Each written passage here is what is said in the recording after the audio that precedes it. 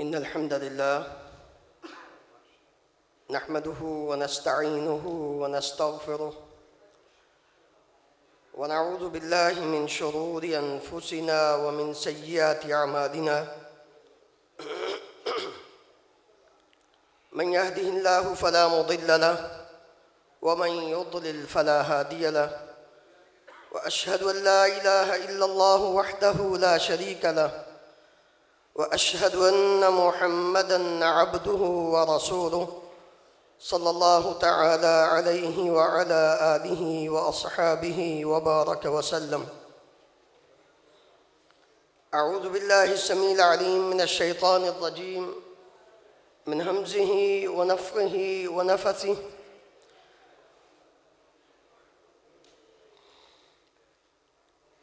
ولا تحسبن الله غافلاً عما يعمل الظالمون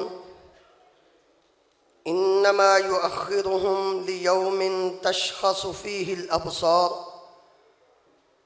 مهطعين مقنعي رؤوسهم لا يرتد إليهم طرفهم وأفئدتهم هواء وأنذر الناس يوم يأتيهم العذاب فيقول الذين ظلموا ربنا أخرنا إلى أجل قريب نجب دعوتك ونتبع الرسل أولم تكونوا أقسمتم من قبل ما لكم من زوال وسكنتم في مساكن الذين ظلموا أنفسهم وتبين لكم كيف فعلنا بهم وضربنا لكم الأمثال. حضرات، ہر قسم کی حمد و ثناء اللہ رب العالمین کی ذات گرامی کے لیے، انگنت لا تعداد بے شمار درود و سلام اس ہستی مقدس پر جن کا نام نامی اسم گرامی محمد رسول اللہ صلی اللہ علیہ وآلہ وسلم ہے. سب سے پہلے مالک الملک رب ارض و سما کا شکر گزار ہوں کہ جس اللہ مالک الملک نے مجھے توفیق عنایت فرمائی کہ آپ کے سامنے چند کلمات بیان کرنے کی ہمت اور توفیق اس نے عطا فرمائی، اور اس کے بعد آپ تمام بھائیوں کا بھی شکر گزار ہوں کہ آپ نے اس موقع پر اپنا آرام چھوڑ کر کتاب و سنت کی بات سننے کے لیے تشریف لائے. دعا ہے کہ اللہ رب العالمین ان آیات کی روشنی میں چند کلمات آپ کے سامنے بیان کرنے کی توفیق عطا فرمائے. یہ سراسر اللہ رب العالمین کی توفیق سے ہے اور ماں باپ کی دعاؤں کا نتیجہ ہے، ورنہ مجھ جیسے ناچیز انسان کو یہ کہاں جسارت تھی کہ حضرت ربانی صاحب کے خطاب کے بعد آپ سے ہم کلام ہوتا. یقیناً میں سمجھتا ہوں پنجاب کا اور پھر خصوصاً اس ایریے کا جو مزاج ہے وہ مجھ جیسے انسان کو قبول نہیں کرتا، لیکن پھر بھی بعض احباب میری بات کو سمجھ رہے ہیں. میں آپ کے سامنے صرف 4 باتیں کرنی ہیں. اگر آپ نے توجہ کی تو یقیناً مجھے امید ہے کہ آپ اپنا عقیدہ بھی درست کر لیں گے اور اپنا طریقہ بھی درست کر لیں گے. قرآن مجید میں اللہ رب العالمین نے ان آیات میں جس بات کا ذکر فرمایا ہے وہ ظلم ہے. ظلم کسے کہتے ہیں؟ امام الانبیاء محمد رسول اللہ صلی اللہ علیہ وسلم نے فرمایا ان الظلم ظلمات یوم القیامہ اتقوا الظلم فإن الظلم ظلمات یوم القیامہ. ظلم سے بچنا کیونکہ ظلم قیامت کے دن اندھیرے ہیں. عربی میں، عربی لغت میں اس کی تعریف اس طرح کی جاتی ہے، عدول الشیء عن مکانہ، جس کا جو مقام ہو اس کو اس کے مقام سے ہٹا کر اس سے نیچے گرا دینا یا اس سے زیادہ اونچا کر دینا، بڑھا دینا، اس کا نام ظلم ہے۔ اگر سادہ سی مثال میں آپ کے سامنے رکھوں تو وہ اس طرح ہے، ایک آدمی، ایک بوڑھا آدمی، ایک نبینا آدمی جس کو نظر نہیں آتا، وہ اپنی لاٹھی کو، اپنے جوتے کو جب مسجد میں آتا ہے تو ایک جگہ پہ رکھتا ہے، اور جب وہ نماز پڑھ کے باہر نکلنے کے لیے جاتا ہے تو جہاں اس نے اپنا جوتا رکھا تھا، جہاں اس نے اپنی لاٹھی رکھی تھی، اس لاٹھی کو، اس کو جوتے کو کسی نے اس جگہ سے ہٹا کر کسی دوسری جگہ پہ رکھ دیا، یہ ظلم ہے۔ جب ہم لفظ ظلم استعمال کرتے ہیں تو فوراً ہمارے دماغ میں یہ بات آتی ہے کہ کسی نے مارا، کسی نے کسی کا مال ناحق کھایا، کسی نے کسی پر تہمت لگائی، ناجائز مقدمہ کیا، اس پہ یہ ظلم ہو گیا۔ بالکل ظلم ہے، اس میں کوئی شک نہیں، لیکن 4 قسم کے ظلم جن کو رب العالمین نے قرآن مجید میں سب سے بڑے ظلم قرار دیا ہے۔ سب سے پہلا، اللہ رب العالمین کی ذات کے ساتھ ظلم۔ آپ حیران ہوں گے کہ اللہ تعالیٰ کے ساتھ ظلم؟ جی قرآن مجید کہہ رہا ہے، میں اپنی بات نہیں کہہ رہا۔ مالک الملک فرماتے ہیں وَمَنْ أَظْلَمُ مِمَّنِ افْتَرَىٰ عَلَى اللَّهِ كَذِبًا، اس سے بڑا ظالم اور کون ہو سکتا ہے جس نے اللہ رب العالمین پہ، اللہ تعالیٰ پر جھوٹ باندھا۔ کس طرح؟ اللہ تعالیٰ نے کسی کو اپنا شریک نہیں بنایا، وَلَمْ يَكُنْ لَهُ كُفُوًا أَحَدٌ، پہلی بات، اور یہی سب سے بڑا ظلم ہے۔ لقمان علیہ السلام نے اپنے بیٹے کو وصیت کرتے ہوئے کیا فرمایا تھا؟ یا بنی لا تشرک باللہ ان الشرک لظلم عظیم۔ دوسرا ظلم جو کائنات میں ہو رہا ہے وہ امام الانبیاء محمد رسول اللہ صلی اللہ علیہ وسلم کی ذات اقدس کے ساتھ ہو رہا ہے، اور اس کا برملا اعلان کل قیامت کے دن رب العالمین فرماتے ہیں کہ ظالم کرے گا، وَيَوْمَ يَعَضُّ الظَّالِمُ عَلَى يَدَيْهِ يَقُولُ يَا لَيْتَنِي اتَّخَذْتُ مَعَ الرَّسُولِ سَبِيلًا يَا وَيْلَتَىٰ لَيْتَنِي لَمْ أَتَّخِذْ فُلَانًا خَلِيلًا لَقَدْ أَضَلَّنِي عَنِ الذِّكْرِ بَعْدَ إِذْ جَاءَنِي وَكَانَ الشَّيْطَانُ لِلْإِنسَانِ خَذُولًا۔ لوگو، اپنے عقیدے کو درست کر لو اور اپنے طریقے کو بھی درست کر لو، کیونکہ عقیدہ بھی توحید دنیا اور آخرت میں کامیابی کا راز ہے، اور طریقہ بھی امام الانبیاء محمد رسول اللہ صلی اللہ علیہ وسلم کا وہ کامیابی کا راز ہے۔ قیامت کے دن یہ ظالم کہے گا، کیسے؟ اپنے ہاتھ کو اپنے دانتوں سے کاٹ کر اللہ تعالیٰ فرماتے ہیں، کہے گا یا لیتنی اتخذت مع الرسول سبیلا، کاش میں نے امام الانبیاء محمد رسول اللہ صلی اللہ علیہ وسلم کو اپنا رہبر و رہنما، پیشوا مانا ہوتا، آپ کے طریقے اور آپ کے راستے کو اختیار کیا ہوتا۔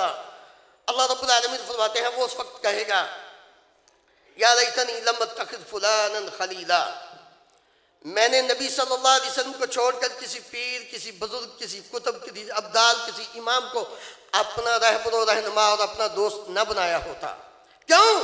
لقد اضلنی عن الذکر بعد اذ جاءنی وکان الشیطان للانسان خذولا۔ اگر قرآن مجید کے ان الفاظ پہ انسان اگر غور کرے، سمجھ یہ آتی ہے کہ جس نے امام الانبیاء محمد رسول اللہ صلی اللہ علیہ وسلم کی بات کے آ جانے کے بعد ترجیح، فوقیت کسی دوسرے کی بات کو دی، گویا اس نے شیطان کی پیروی کی ہے۔ وَكَانَ الشَّيْطَانُ لِلْإِنسَانِ خَذُولًا، کیونکہ نبی صلی اللہ علیہ وسلم کی بات آ گئی۔ تیسرا ظلم جو اس کائنات میں ہو رہا ہے وہ اللہ کے ان گھروں کے ساتھ ہو رہا ہے۔ مسجدوں میں آنے سے روکنا، اس سے بڑا ظالم کون ہے؟ وَمَنْ أَظْلَمُ مِمَّنْ مَنَعَ مَسَاجِدَ اللَّهِ أَنْ يُذْكَرَ فِيهَا اسْمُهُ وَسَعَى فِي خَرَابِهَا أُولَٰئِكَ مَا كَانَ لَهُمْ أَنْ يَدْخُلُوهَا إِلَّا خَائِفِينَ لَهُمْ فِي الدُّنْيَا خِزْيٌ وَلَهُمْ فِي الْآخِرَةِ عَذَابٌ عَظِيمٌ۔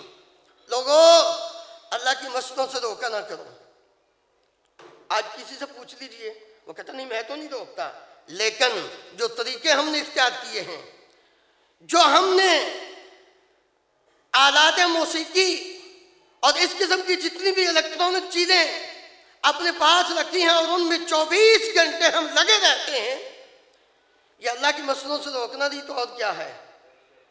آج پریکٹیکل کر کے دیکھ لیں، اسی مسجد کے ساتھ کسی جگہ پہ آپ شیطانی کام کوئی بھی شروع کر کے دیکھ لیں، آدھے لوگ اٹھ کر وہاں چلے جائیں گے۔ یہ اللہ کی مسجدوں کے ساتھ ظلم نہیں تو اور کیا ہے؟ اور یاد رکھیے ظالم انسان کے بارے میں اللہ تعالیٰ فرما رہے ہیں، جو اللہ کی مسجدوں سے روکتا ہے، اولئک ما کان لهم ان يدخلوها الا خائفین، مسجد میں کبھی بھی وہ خوشی سے نہیں آتا، ڈرتے ڈرتے آتا ہے۔ جو خوشی سے مسجد میں آتا ہے وہ مومن ہے، وہ مسلمان ہے۔ لیکن جو آدمی مسجد میں آتے ہوئے، اور کتنے لوگ ہیں جب وہ مسجد میں آتے ہیں تو ان کے آگے پیچھے کتنے باڈی گارڈ ہو، کیوں؟ نتیجہ کیا ہے؟ اگر ہسٹری پڑھ کے دیکھ لیں ان لوگوں کی، جس کے ساتھ باڈی گارڈ ہوگا مسجد میں داخل ہوتے ہوئے یقیناً اس نے مسجد کے ساتھ ظلم کیا ہوگا۔ میں نہیں کہہ رہا، قرآن کہہ رہا ہے، اولئک ما کان لهم ان يدخلوها الا خائفین لهم فی الدنیا خزی، دنیا کی نظر میں وہ کتنا بھی معزز کیوں نہ ہو، اللہ رب العالمین فرماتے ہیں آخر اس کا نتیجہ رسوائی ہے۔ اپنے گریبان میں جھانک کر دیکھیے، اپنے دل کو ٹٹولیے کہ کہیں ایسا تو نہیں کہ ہم بھی ان لوگوں میں شامل ہیں۔ چوتھا اور آخری بات، چوتھا ظلم جو آج اس معاشرے میں ہو رہا ہے، وہ اللہ رب العالمین کی مقدس کتاب قرآن مجید کے ساتھ ہو رہا ہے۔ بڑے خوش نصیب لوگ ہیں جن کے یہ بچے یہاں بیٹھے ہوئے ہیں، اور میں خوشی محسوس کر رہا ہوں اس بات پر کہ یہ ہمارا انتخاب نہیں، یہ ہمارا انتخاب نہیں، ہم نے بھیجا ہے۔ ماں باپ سبب ہیں ان بچوں کو قرآن مجید کی تعلیم دلوانے کے لیے، یہ لوگ ماں باپ سبب ہیں، یہ بچے خوش نصیب ہیں۔ کیوں؟ اللہ رب العالمین کا انتخاب ہے۔ قرآن پڑھا کریں، ترجمے سے پڑھا کریں، قرآن مجید کو سمجھنے کی کوشش کیا کریں۔ سورہ فاطر 22ویں پارے میں اللہ تعالیٰ فرماتے ہیں ثم اورثنا الکتاب الذین اصطفینا من عبادنا، ہم نے اپنے بندوں میں سے کچھ کو، بعض بندوں کو چن دیا ہے، کس کے لیے؟ اپنی کتاب کا وارث بنانے کے لیے۔ یہ قرآن کے حافظ، قرآن کے معلم، خیرکم من تعلم القرآن وعلمہ، نبی کریم صلی اللہ علیہ وسلم نے ان کو سب سے بہترین لوگ قرار دیا، اور اللہ رب العالمین نے فرمایا کہ ہم نے ان کو چن لیا ہے، یہ اللہ کا انتخاب ہے، ورنہ ہزاروں بچے سڑکوں پہ پھر رہے ہیں، ہزاروں بچے اپنا ہاتھ کالا کر رہے ہیں، محنت مزدوری کر رہے ہیں۔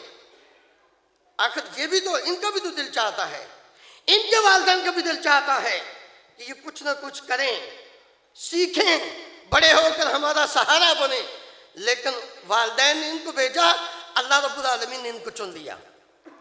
قرآن مجید کے ساتھ ظلم کس طرح ہو رہا؟ اللہ تعالیٰ فرماتے ہیں سورہ سجدہ میں وَمَنْ أَظْلَمُ مِمَّنْ ذُكِّرَ بِآيَاتِ رَبِّهِ ثُمَّ أَعْرَضَ عَنْهَا إِنَّا مِنَ الْمُجْرِمِينَ مُنْتَقِمُونَ۔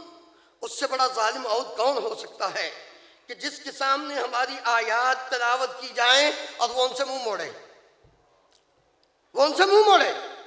اِنَّا مِنَ الْمُجْرِمِينَ مُنْتَقِمُونَ، ہم ایسے مجرموں سے انتقام لیتے ہیں۔ اب میں سے میں اگر کسی کو بھی پوچھوں تو وہ کہے کہ نہیں ہم تو نہیں منہ موڑتے، لیکن نتیجہ ہے قرآن مجید نے کیا فرمایا؟ سورہ طٰہٰ میں اللہ تعالیٰ فرماتے ہیں وَمَنْ أَعْرَضَ عَنْ ذِكْرِي۔ میرے عزیز بھائیو، یہ قرآن مجید سے منہ موڑنے کا ہی نتیجہ ہے، نبی کریم صلی اللہ علیہ وسلم کی حدیث سے منہ موڑنے کا نتیجہ ہے۔ آج معیشت تنگ ہے، آج پوری امت مسلمہ معیشت کی تنگی کا شکار ہے، ہر بندہ رو رہا ہے، کیا کریں؟ پوری نہیں پڑتی۔ اللہ رب العالمین نے فرمایا یہ ہماری آیات سے منہ موڑنے کا نتیجہ ہے وَمَنْ أَعْرَضَ عَنْ ذِكْرِي فَإِنَّ لَهُ مَعِيشَةً ضَنْكًا وَنَحْشُرُهُ يَوْمَ الْقِيَامَةِ أَعْمَى۔ دنیا میں ہم معیشت تنگ کر دیتے ہیں، لاکھوں کروڑوں ہونے کے باوجود بھی ہم معیشت کی تنگی کا رونا روتے ہیں۔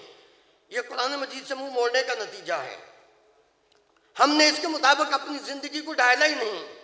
یہ ضابطہ حیات تھا، خوشی اور غمی میں یہ ہمیں راہ دکھاتا تھا، لیکن ہم نے اس کی طرف توجہ نہیں کی، ہم نے اس سے روگردانی اختیار کی۔ اللہ تعالیٰ نے فرمایا کہ ہم نے تمہاری معیشت کو تنگ کر دیا، اور یہی انسان جب دنیا سے جائے گا تو اللہ رب العالمین کیا فرماتے ہیں؟ وَنَحْشُرُهُ يَوْمَ الْقِيَامَةِ أَعْمَى، اس کو اندھا کر کے اٹھائیں گے۔ دنیا میں معیشت تنگ، اِنَّا مِنَ الْمُجْرِمِينَ مُنْتَقِمُونَ، یہ انتقام لے رہا ہے رب العالمین ہم سے۔ کہنے والا سننے والے ذرا غور کیجئے، قیامت کے دن اس کے ساتھ کیا ہوگا؟ اللہ اندھا کر کے اٹھائیں گے۔ یہ اس وقت کہے گا رب لما حشرتنی اعمی، اللہ مجھے اندھا کر کے کیوں اٹھایا؟ وقد كنت بصیرا، میری تو نظر بڑی ٹھیک تھی، میں تو عینک کے بغیر 80 سال کی عمر میں بھی بڑا دیکھتا، دور سے دیکھ لیتا تھا۔ رب العالمین کا جواب کیا ہے؟ كذلك أتتك آياتنا فنسيتها وكذلك اليوم تنسى، یاد رکھ دنیا میں ہماری آیات تیرے پاس آئی تھی، تو نے منہ موڑا، آج ہم نے بھی تجھے بلا دیا ہے۔ میرے عزیز بھائیوں، اِنَّا مِنَ الْمُجْرِمِينَ مُنْتَقِمُونَ، جب قرآن سے منہ موڑے پھر رب العالمین بڑے طریقوں سے انتقام لیتا ہے۔ آج میں اور آپ اس بات کا رونا روتے ہیں، اولاد کہنا نہیں مانتی، اولاد ہمارے کہہ میں نہیں، ہماری عزت کی پاسداری نہیں کرتے۔ بیٹے بھی منمانی کر رہے ہیں، بیٹیاں بھی اب منہ زور ہو چکی ہیں۔ کیوں؟ اِنَّا مِنَ الْمُجْرِمِينَ مُنْتَقِمُونَ، ہم نے اپنی اولاد کی تربیت اس طرح کی ہی نہیں جس طرح قرآن مجید نے ہمیں بتایا، جس طرح نبی کریم صلی اللہ علیہ وسلم نے ہمیں بتایا۔ صرف ایک بات، آخری بات کر کے بات کو ختم کروں۔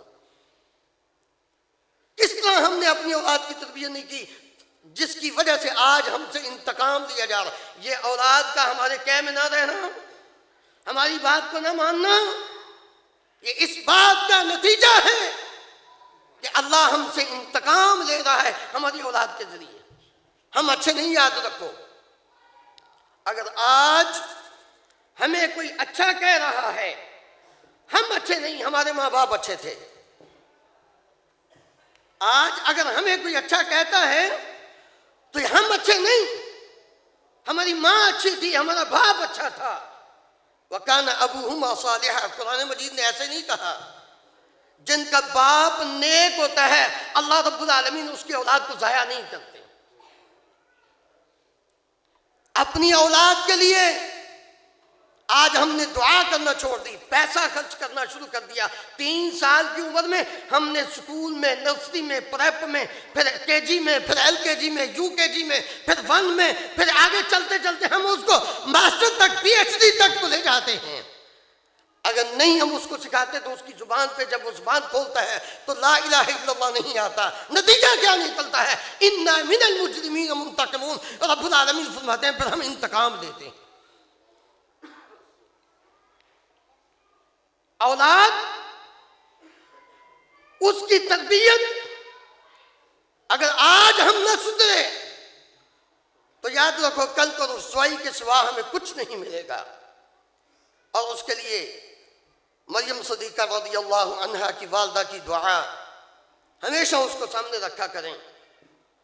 اور عباد الرحمن جو اللہ کے بندے ہیں، ان کی جو آخری بات، ان کی آخری خوبی اور وہ دعا جو رب العالمین نے سورہ فرقان میں ذکر فرمائی ہے، اس کو اپنی زبان کا ورد بنا دیجئے۔ میرا یہ ایمان ہے کہ رب العالمین گھروں کی ہر قسم کی پریشانیوں کو دور کر دے گا۔ مریم صدیقہ نے کیا کہا تھا؟